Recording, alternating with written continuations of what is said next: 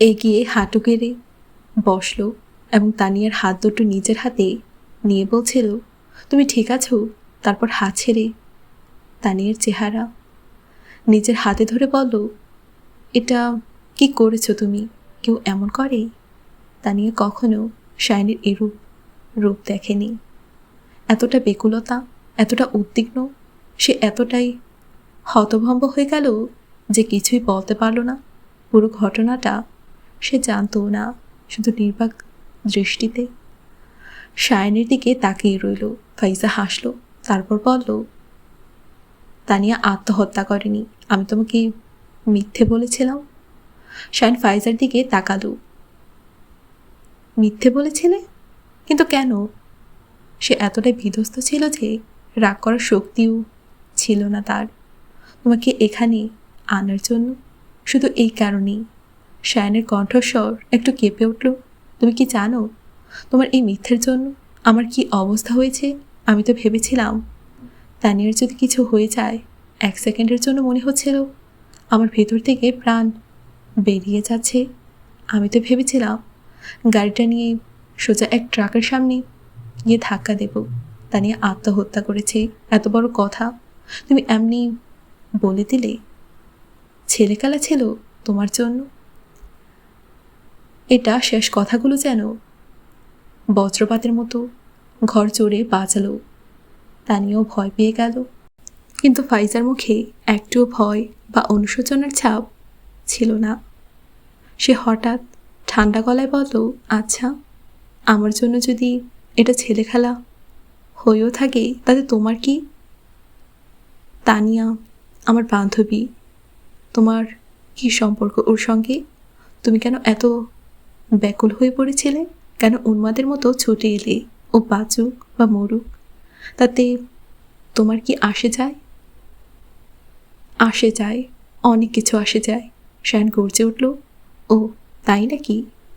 ফাইজা এবার কোনো ব্যঙ্গাত্মক ভঙ্গি নয়, বরং স্থির কণ্ঠে প্রশ্ন করল, তাহলে এটাও বলো কেন আসে যায়?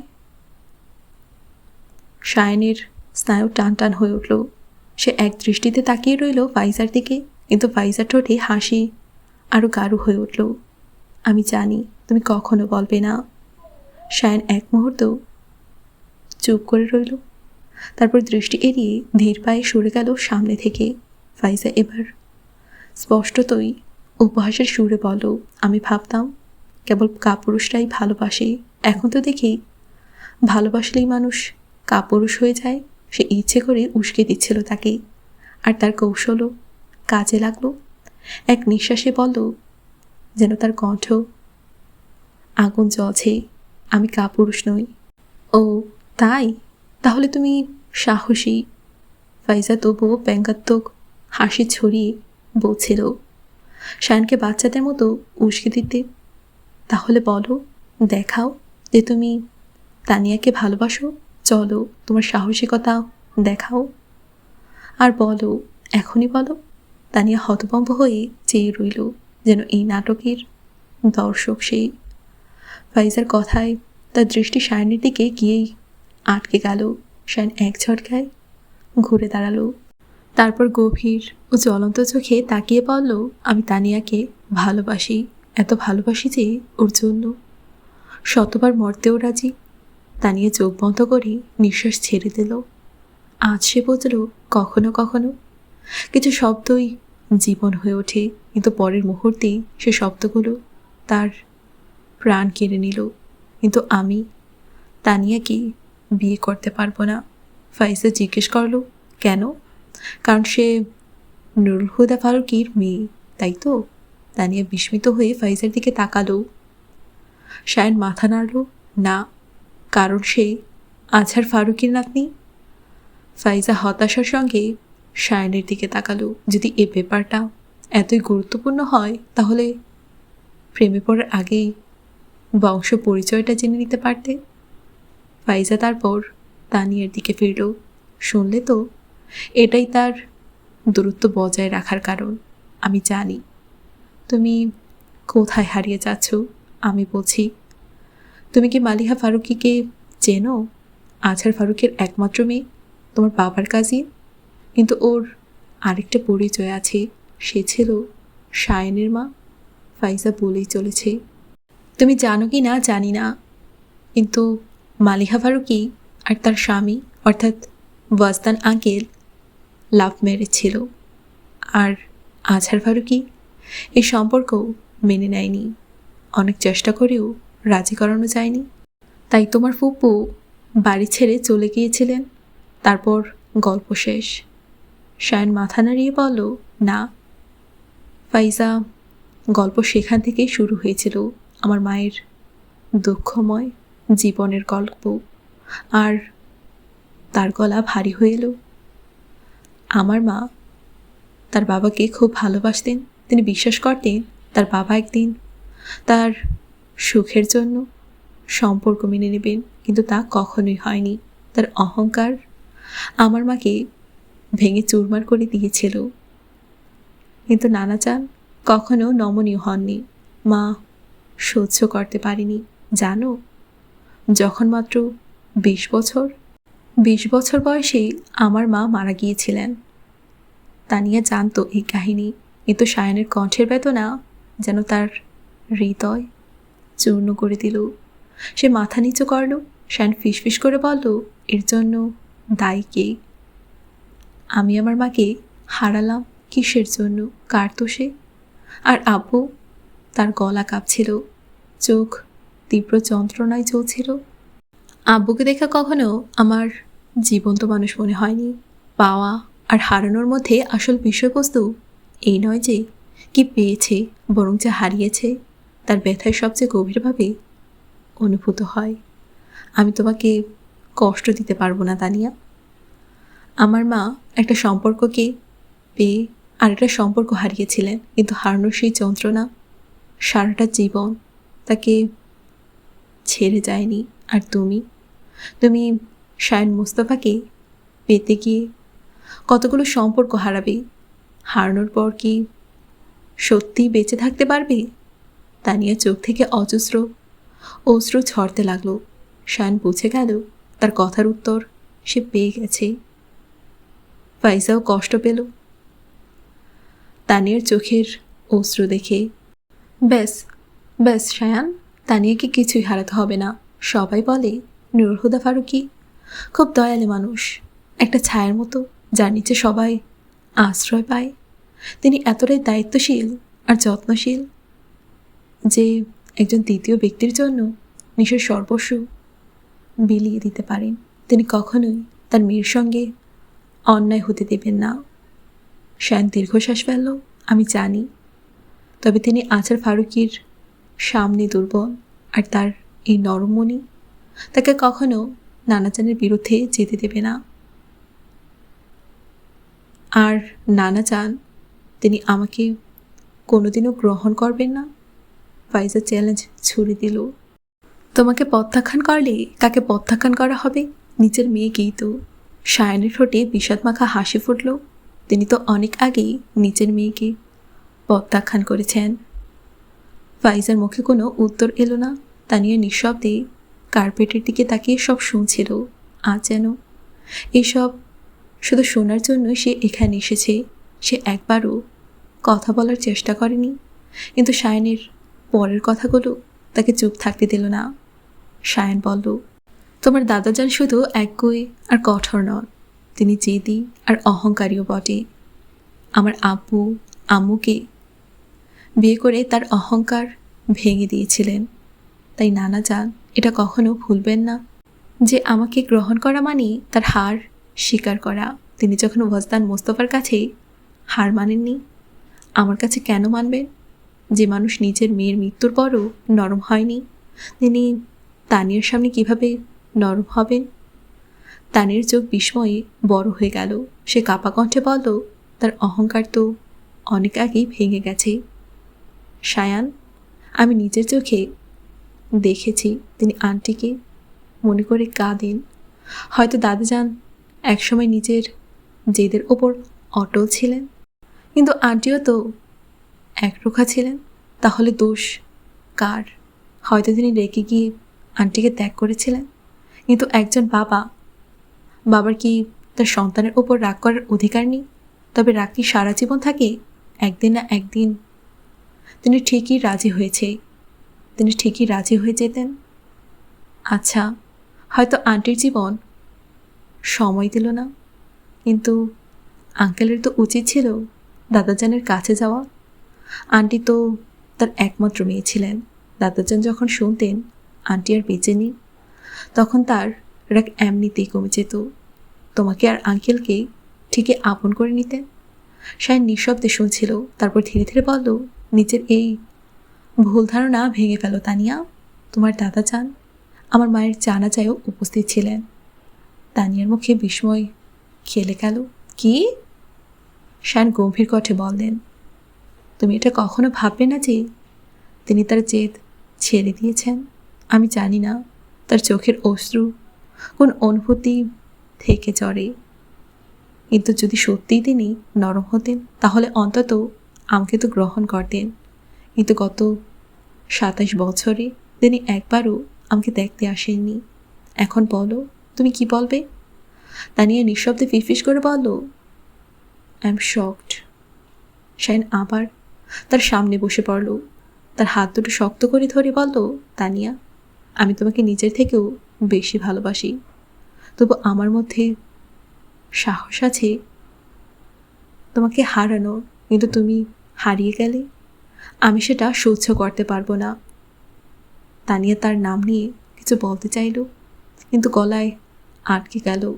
সে নিজের ঠোঁট কামড়ে নিল, নিজেকে সামলানোর চেষ্টা করল। তার কষ্ট দেখে শায়ন মৃদু ফিসফিস করে বলল, আই এম সরি। তানের চোখ থেকে অশ্রু গড়িয়ে পড়তে লাগলো। শায়ন তার মুখ 2 হাত দিয়ে ধরে তার চোখের পানি মুছে দিল, কিন্তু তানিয়া শায়নের হাত চেপে ধরে আরও জোরে কেঁদে উঠল। সে ফুপিয়ে ফুপিয়ে কাঁদতে কাঁদতে শায়নের কাঁধে মাথা রেখে দিল। শায়ন স্থির হয়ে গেল। যে মানুষকে আপনি কখনো কষ্ট দিতে চাননি, যদি সে আপনার হাতে কষ্ট পেয়ে আপনাকে আঁকড়ে ধরে কাঁদে, তখন কি করবেন? ফাইজা একপাশে দাঁড়িয়ে বিষণ্ণ হয়ে সব দেখছিল। ঠিক তখন দরজার পাশে কয়েকটি ছায়া নড়ে উঠল। সে দরজার দিকে দেখে চমকে গেল। সেখানে দাঁড়িয়েছিল ওয়াজদান, আফাক, সুমেরা আর সামাদ। তারা হতবাক হয়ে দেখছিল কীভাবে তানিয়া শায়নকে ঝরিয়ে ধরে কাছে। ফাইজা ফিসফিস করে বলল, বাবা। শায়ন ঘুরে তাকালো। তানিয়াও চোখের অশ্রু মুছে তাকালো। তারপর সে দ্রুত উঠে বাইরে গেল। শায়নও উঠে সেখান থেকে চলে গেল। সুমেরা তখনও হতভম্ব। এখানে কি হচ্ছে? ফাইজা চোখ বন্ধ করে গভীর শ্বাস নিল, তারপর শান্তভাবে বলল, আপনারা বসুন, আমি সব বলছি। তানিয়ার এভাবে বাড়ি থেকে চলে যাওয়া মরিয়মকে বিস্মিত করেছিল। তিনি ভেতরে এসে আজহার ফারুকের ঘরে চলে গেলেন। বিরল ব্যাপার বাবাজান। একটু আগে তানিয়া অফিস থেকে এসেছিল। গাড়ি থেকে নেমে কয়েক সেকেন্ড ফোনে কথা বলল, তারপর হঠাৎ আবার গাড়িতে চলে গেল। কোনো জরুরি কাজে গিয়েছে হয়তো। আজহার ফারুকি বই বন্ধ করে চশমার ফাঁক দিয়ে তাকালেন।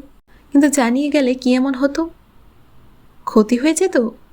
বাবা চান, এখন তো আমার শুধু দুশ্চিন্তাই হচ্ছে। মরিয়মের কথায় আজহার ফারুকি হালকা হেসে বললেন, দুশ্চিন্তা করো না, ঠিক আছে, আমি তাকে ফোন করে দেখি।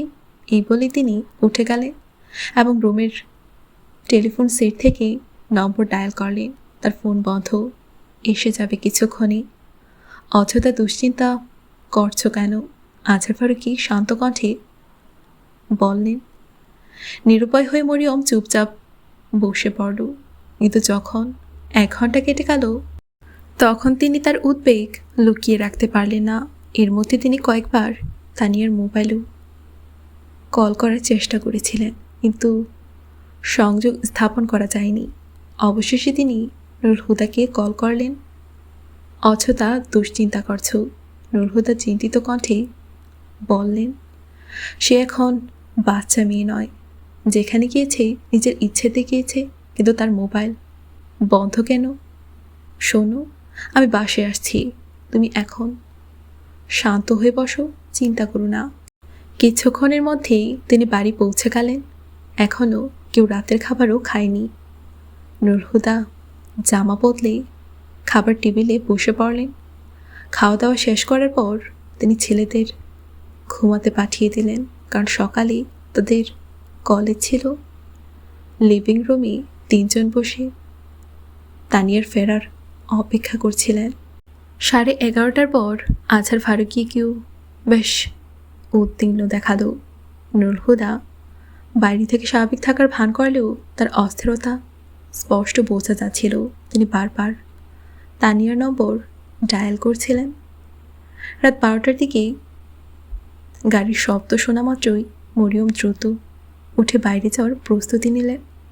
নুরহুদার চেহারায় স্বস্তির ছাপও ফুটলেও তিনি শান্ত কণ্ঠে বললেন, স্বাভাবিক আচরণ করো, সামান্য দেরি হওয়াটা কোনো বড় বিষয় নয়। মরিয়ম মাথা নেড়ে সম্মতির ইঙ্গিত দিলেন। কিছুক্ষণ পর তানিয়া লিভিং রুমে প্রবেশ করল। তার বিধ্বস্ত চেহারা দেখে নুরহুদা ও আজহার ফারুকী দুজনই চিন্তিত হয়ে উঠলেন এবং সঙ্গে সঙ্গে উঠে দাঁড়ালেন। তাদের চোখের উদ্বেগ টের পেয়ে তানিয়া ঘড়ির দিকে তাকালো। এরপর লজ্জায় মাথা নিচু করে নরম কণ্ঠে বলল, সরি, আমার দেরি হয়ে গেছে। তা ঠিক আছে, কিন্তু ফোন তো অন রাখা উচিত ছিল। ফোন অফ তো ছিল না।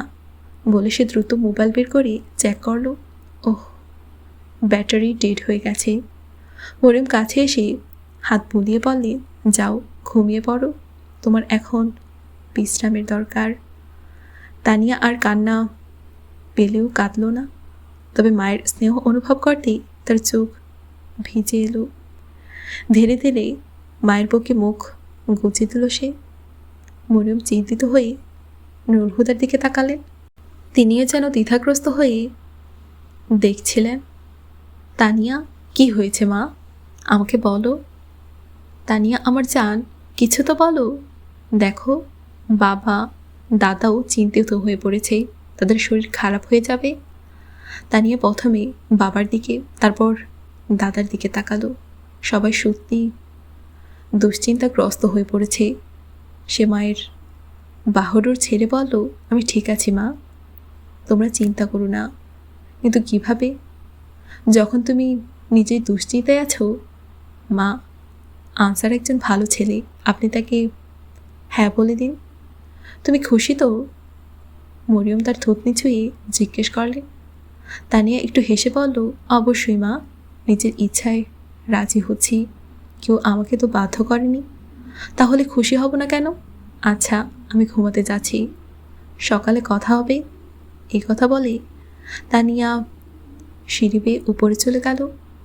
লিভিং রুমে দাঁড়িয়ে থাকা তিনজনের চোখে চিন্তার ছায়া নেমে এলো। নুরহুদা এগিয়ে যেতে চাইলে আজহার ফারুকী তার অভিপ্রায় বুঝে বললেন, এখন তানিয়াকে একা থাকতে দাও নুরহুদা। এই মুহূর্তে সে কিছু বলবে না।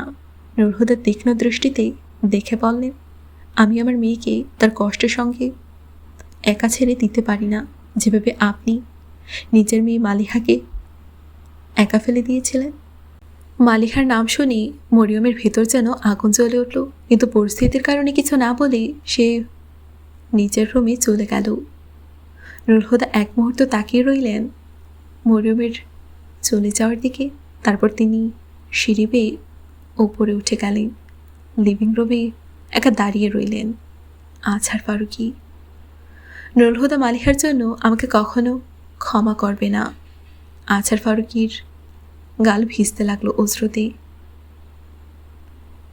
তানিয়ার রুমের দরজা খুলে ভেতরে দেখলেন নাইট ল্যাম্পের ম্লান আলোয় সে অন্যদিকে মুখ করে শুয়েছিল। ধীরে ধীরে দরজা বন্ধ করে তিনি বিছানার পাশে বসলেন। তারপর চুপচাপ তানিয়ার মাথায় হাত বুলিয়ে দিতে লাগলেন। তানিয়া নিচের ঠোঁট কামড়ে ধরে রইল। তারপর হঠাৎ করে ফিসফিস করে বলল, বাবা, আর উল্টে গিয়ে বাবার বুকে মুখ গুজে দিল। বাবা। নুরহুদা তাকে বুকে টেনে নিলেন। তার নাম সায়ান। প্রথমবার ফাইজার বাসায় দেখা হয়েছিল, তারপর সে কদিন পর ইউনিভার্সিটি এলো। বাবার কাঁধে মাথা রেখে কাঁদতে কাঁদতে বলতে লাগলো মেয়ে। নূর হুদা স্তব্ধ হয়ে শুনতে লাগলেন। মনে হলো তিনি প্রতি মুহূর্তে আরও এক গভীর অন্ধকারে তলিয়ে যাচ্ছেন। কোনো কথা না বলে তিনি 3 বছরের দীর্ঘ কাহিনী শুনলেন। প্রতি মুহূর্তে যেন আরও গভীর অন্ধকারে তলিয়ে যাচ্ছিলেন। সেই কাহিনীতে মালিহা আর বস্তানের গল্প না থাকলেও ব্যথা ছিল ঠিক তাদেরই গল্পের মতোই গভীর। তারপর এক সময় দেখলেন তানিয়া ঘুমিয়ে পড়েছে। তিনি জানেন না ঠিক কখন সে ঘুমিয়ে গেল, কিন্তু মনে পড়ল ছোটবেলায় সে প্রায় বাবার বুকে মাথা রেখে গল্প শুনতে শুনতে ঘুমিয়ে যেত। কিন্তু আজ সে নিজেই এক দীর্ঘ গল্প শুনিয়ে ঘুমিয়েছে। তার চোখে শুকিয়ে আসা অশ্রুর রেখা দেখে নূর হুদার মনে শেষ কথাগুলো আওড়ালেন। সে বলেছিল, বাবা, সে আমাকে বিয়ে করতে পারবে না, তার বাবা মায়ের কিছু সমস্যা আছে, কিন্তু আপনি চিন্তা করবেন না বাবা, আমি তাকে ভুলে যাব। ভুলে যাওয়া কি এতই সহজ? মেয়ের কপালে আলতো করে চুমু দিয়ে নূর হুদা মনে মনে ভাবলেন, ফাইজা আর কিছু বলার মতো ভাষা খুঁজে পাচ্ছিল না। সব কিছু তো বলেই ফেলেছে সে। একবার চারপাশে সবার চেহারার দিকে তাকিয়ে কাউকে কিছু বলার সুযোগ না দিয়ে চলে গেল। সে ভেবেছিল ছায়ের নিচে লুকিয়ে থাকা আগুন আবার জ্বলে উঠবে। নীরবতা ভেঙে সামাদ বস্তানের দিকে তাকিয়ে বললেন, এখন তুমি কি করবে? বস্তান 2 হাতের আঙুল জড়িয়ে বসেছিল, কিন্তু মনে মনে সে সিদ্ধান্ত নিয়েই ফেলেছিল, আমি হাদি ভাইয়ের সঙ্গে দেখা করতে চাই। তুমি কি পাগল হয়ে গেছো? আফাক রেগে ওঠে। তুমি কি আন্দাজ করতে পারছো এই সাক্ষাতের পরিণতি কতটা ভয়াবহ হতে পারে? শায়ান ভুল কিছু বলেনি। পুরনো কবর না খোঁড়াই ভালো। অতীতকে ঘাঁটতে গেলে কেবলই নতুন ক্ষত জেগে ওঠে। এখানেই থামাও সব কিছু। মনে রেখো, এই আগুনের সামান্য হাওয়াই যথেষ্ট। মুহূর্তে তা দাউ দাউ করে জ্বলে উঠবে, আর সেই আগুনের ঝড় শুধু ধ্বংসই বয়ে আনবে। যদি ঝড় আমার জীবনকে ছেড়ে না যায়, তাহলে আমি আর কি বা করতে পারি? তবে অন্তত নিজের হাতে ঝড় ডেকে এনো না। তানিয়া আর শায়ান যখন নিজেরাই নিজেদের ভালোবাসা বিসর্জন দেওয়ার সিদ্ধান্ত নিয়েছে, তাহলে তোমার নূর হুদার কাছে যাওয়ার দরকারই বা কি? সুমিরা দুশ্চিন্তায় বলল, এরকম সিদ্ধান্ত কেবল যন্ত্রণা দেয়। আমি শায়ানকে এই কষ্টে ডুবে যেতে দিতে পারি না। যেন ভাগ্য তাকে শ্বাস নেওয়ার প্রতিটা মুহূর্তেই গ্যারান্টি দিয়ে আমার হাতে তুলে দিয়েছে। সেই আমার বেঁচে থাকার শেষ কারণ। আফাক সহানুভূতির দৃষ্টিতে দেখে বলল, আর যেদিন তুমি কাসরে ফারুকিতে পা রাখবে, সেদিন ফুপা চান তোমার বেঁচে থাকার শেষ কারণটুকু ছিনিয়ে নেবেন। তাহলে কি করবে? নিজের ছেলের জীবনকে বন্ধক রেখে নিজের শ্বাস ধরে রাখবে? না, আমি এই চুক্তি মেনে নিতে পারি না। ওয়াজদান দৃঢ় কণ্ঠে বলল, তারপর ফিসফিস করে বলল, মালিহা বলতো, ভালোবাসা কোনো বোঝা নয়, তবু অদ্ভুতভাবে মানুষ তাকে মাথা নত করতে বাধ্য করে। আমি জানতে চাই তার কথাগুলো কতটুকু সত্য। শ্যান বাড়ির কম্পাউন্ডে জিপ থামিয়ে নামলো এবং লম্বা লম্বা পা ফেলে নিজের রুমের দিকে এগিয়ে গেল। শার্টের নিচে সেই অংশ যেখানে সে তানিয়ার চোখের অশ্রু অনুভব করেছিল, এখন যেন আগুনে আগুনে জ্বলে উঠছে। সে প্যান্টের ভেতর থেকে শার্টটা টেনে বের করল, গলার বোতাম খুলল এবং এক হাতে নিজের কাঁধ মালিশ করতে লাগলো। নিঃশ্বাস এখনও স্বাভাবিক হচ্ছে না। ভেতরে দ্বন্দ্বক্রমে উন্মাদনায় রূপ নিতে শুরু করল। মুষ্টিবদ্ধ হাত দিয়ে দেয়ালে আঘাত করল। পাগলের মতো চিৎকার করতে করতে দেয়ালে একের পর এক ঘুষি মারতে লাগলো। তার হাত ক্ষত বিক্ষত হয়ে রক্ত ঝরছিল, তবু সে থামল না। আঘাতের সাথে দেয়ালের রঙও উঠে আসছিল, কিন্তু উন্মাদনা থামার বদলে আরও প্রবল হচ্ছিল। সে রুমের জিনিসপত্র একের পর এক তুলে ছুঁড়ে মারল। মনে হচ্ছিল যেন পুরো পৃথিবীকে ধ্বংস করতে চায়। চেয়ার উল্টে দিল, বিছানার চাদর ও বালিশ আকাশে ছুঁড়ে দিল। টেবিল ল্যাম্প তুলে দেয়ালে মারার জন্য এগোতে গিয়ে তার দৃষ্টি পড়ল টেবিলের ওপরে রাখা একটি ছবি ফ্রেমের দিকে, যা ইতিমধ্যেই উল্টে পড়ে গিয়েছিল। সে ল্যাম্প ফ্রেমটি দু হাতে তুলে নিল, যেন কোনো অমূল্য ও ভঙ্গুর বস্তু ধরেছে। ছবির কাজ মুছে চুমু দিল, তারপর গভীর আবেগে বুকে চেপে ধরে মেঝেতে বসে পড়ল। তার উন্মাদ এবার অশ্রুধারায় রূপ নিল। ছবির উপর হাত বলিয়ে শ্যান ফিসফিস করে বলল, আম্মু, কত সহজে আপনি আমাকে ছেড়ে চলে গেলেন। কিভাবে পারলেন? একজন মা নিজের অস্তিত্বের অংশকে কিভাবে উপেক্ষা করতে পারে? জীবনের প্রতিটি মুহূর্তে আমি আপনার অভাব অনুভব করেছি।